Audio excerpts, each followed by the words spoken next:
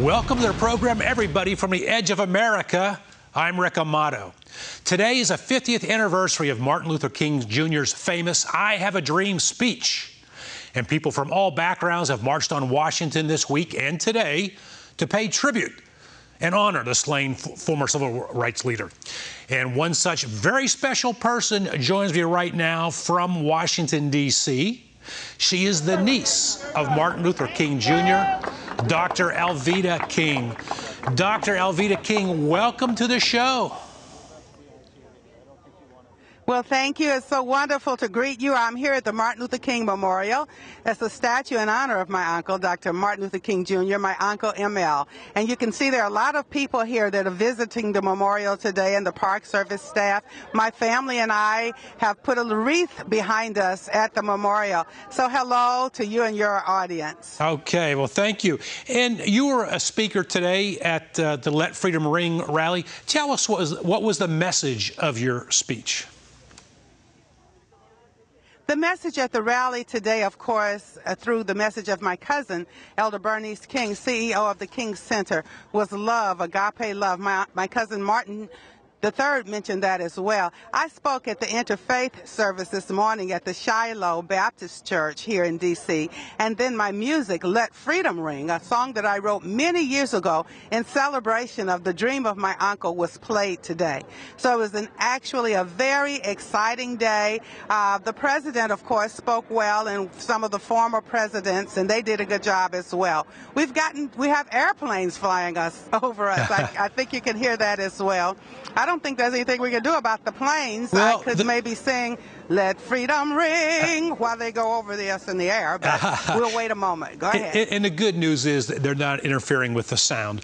Dr. King, you have recently said that people have walked away from the spiritual message and have tried to solve everything with laws, the spiritual message of your uncle Martin Luther King Jr.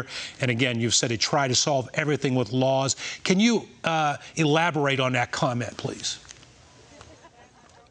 I am 62 years old. I was 12 years old in 1963. My mother and daddy went to that march. But during my whole lifetime with my uncle ML, my father, Reverend A.D. King, my granddaddy King, my grandfather, they were spiritual men. And so when they had to march or go to jail, they prayed.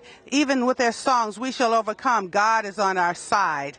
And that is the way that they led that movement during their lifetimes. Over the last 50 years, we've walked further and further away from the spirit. And what we've promoted, of course, is to fight for laws and fight for causes. Causes can actually divide us, and it's Christ's love that unites us. So that's why his children, who today were judged by the content of their character and not the color of their skin, their prominent messages were agape love, the love of God, brother and sisterhood. My uncle, Dr. Martin Luther King Jr., once said, we must learn to live together as brothers, and I add as sisters in this century, or perish as fools. If we're not loving each other and communicating in love, it will not matter what causes we fight for. And that is where we have to go back to that place where we are not afraid to pray.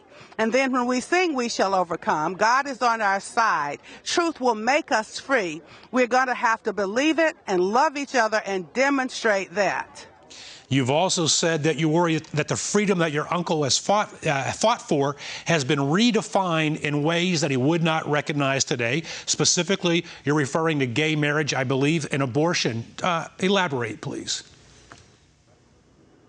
When we look at gay marriage or abortion and those issues, there again, those are causes, and those causes can cause people to fight.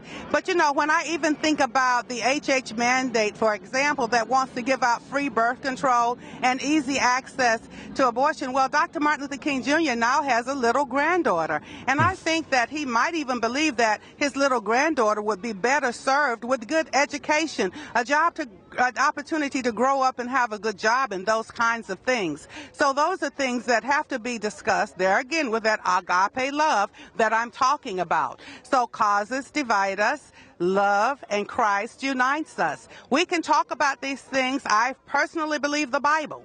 I do. I personally believe in praying. And I believe if people see me reading my Bible and then praying and acting like I'm a person who has agape love, they might even listen to my message. Today, President Obama said that on this, the I Have a Dream anniversary, he said that Martin Luther King would have liked Obamacare. I have a feeling you're going to take exception to that. Is the president playing politics with your uncle's speech on this issue? When he said, it broke up a little bit. You said the president said my uncle would have liked what? Say that one more time. President Obama said Martin Luther King would have liked Obamacare. Oh, you know, Martin Luther King Jr. would embrace the idea that every human being should have good health care. He definitely would have believed that. I believe that. But there's a section in Obamacare that says free contraceptives. And there again, I believe that Martin Luther King Jr. would want to see his little granddaughter have something else other than free birth control. I just happen to believe that. There are so many things that little boys and girls need, and teenage boys and girls need, and adult people need, from conception until natural death. And so giving out free birth control may not be one of the best things to do for a little granddaughter or a little grandson. And that honestly is what I mean when I say that Martin Luther King Jr. would embrace health care. Absolutely, I do. But what that is going to look like, we're going to have to, there again, in agape love, have a good conversation about that. Does it concern you, Dr. Alveda King, that on this day, the 50th anniversary of your uncle's moving, touching speech, Tim Scott, the nation's only black senator, Republican from South Carolina, was not invited to speak? Well, there were many speakers today, and a lot of the speakers were not, a lot of the leaders and politicians were not invited. I'm today wanting to unite us. I want us to love each other. I don't want to fight about anything or be angry with anyone. Several things happened even on this day that could have angered me or upset me.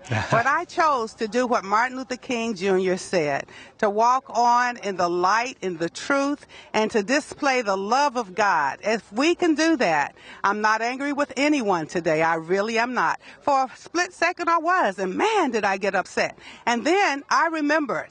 And so God says, well, what happened to my son?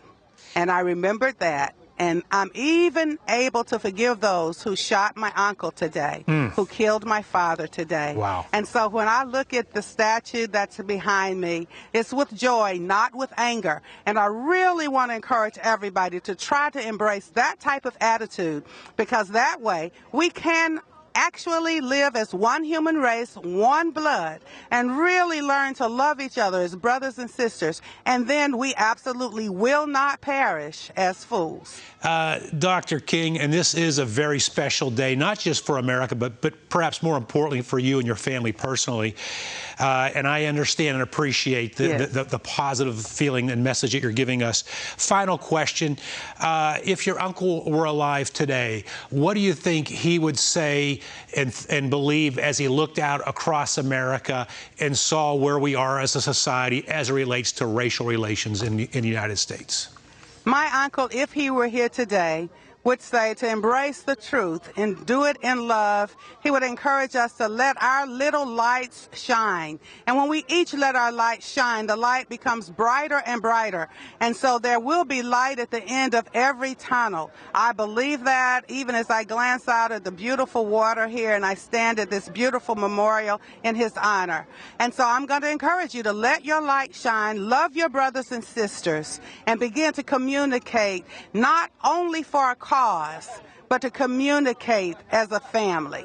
Do you think he would say that we've made exceptional progress in his I Have a Dream message, or would he be disappointed in where America is today? We have made progress. We've actually made progress. I'm 62 years old. When I was born in 51, there were colored restrooms and sitting on the back of the bus and all of that. Much of that is gone. We've not yet gotten there. And there again, we're going to have to return to that spirituality. And therein will lie our answers. And we together absolutely can overcome.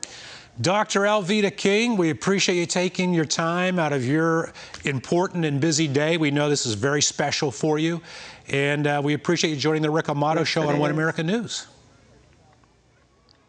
All right, have a good evening. There's Dr. Alveda King from Washington, D.C., and that was a very special moment, folks. And you could see the pride and the joy on her face. All right.